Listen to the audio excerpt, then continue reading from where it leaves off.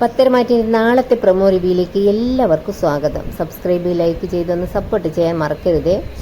ഏതായാലും വേണുവിൻ്റെ ആ പ്രോപ്പർട്ടിയെക്കുറിച്ചാണ് സംസാരം. നയനക്ക് ആ പ്രോപ്പർട്ടിയുടെ കാര്യത്തിൽ സംശയമുണ്ട്. അതുകൊണ്ട് തന്നെ അതിനെപ്പറ്റി ആദർശിനോട് പറയുന്നുണ്ട്. കിരണും അവരുടെ കൂടെ തന്നെ ഉണ്ട്. കിരൺ പറയുന്നുണ്ട്, അനിയെ മൊത്തത്തിൽ അങ്ങ് മുക്കിയല്ലേ ആ അനാമികയും അവരുടെ വീട്ടുകാരും ചേർന്ന്. അന്നേരം ആദർശ് പറയുന്നുണ്ട്, ആ പ്രോപ്പർട്ടി അന്യരുടേതാണെങ്കിൽ ശരിക്കും നമ്മൾ വിചാരിക്കുന്നതിനേക്കാളും കുഴപ്പക്കാരാണ് അനാമികയുടെ അച്ഛനും അമ്മയും.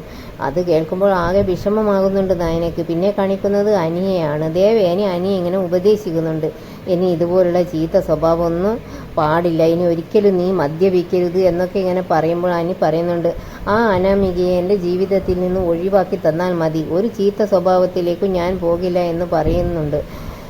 അപ്പോൾ ദേവേനി ചോദിക്കുന്നുണ്ട്, ഓ അവൾ പോയിട്ട് ആരാണ് നിന്റെ ജീവിതത്തിലേക്ക് വരേണ്ടത്, ആ നന്ദുവാണോ എന്ന് ചോദിക്കുന്നുണ്ട്. അത് കേട്ടപ്പോൾ ഒന്നും മിണ്ടാതെ നിൽക്കുകയാണ് അനി.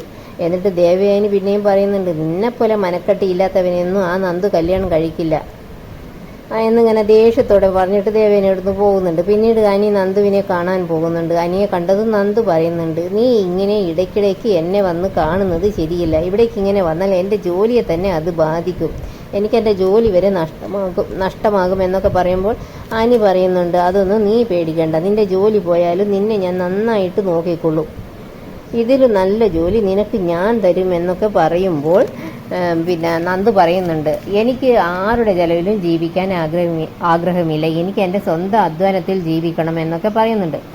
ഇതോടെ ഇതും കാണിച്ചുകൊണ്ട് പ്രൊമോ റിവ്യൂ ഇവിടെ അവസാനിക്കുകയാണ്. Thanks for watching.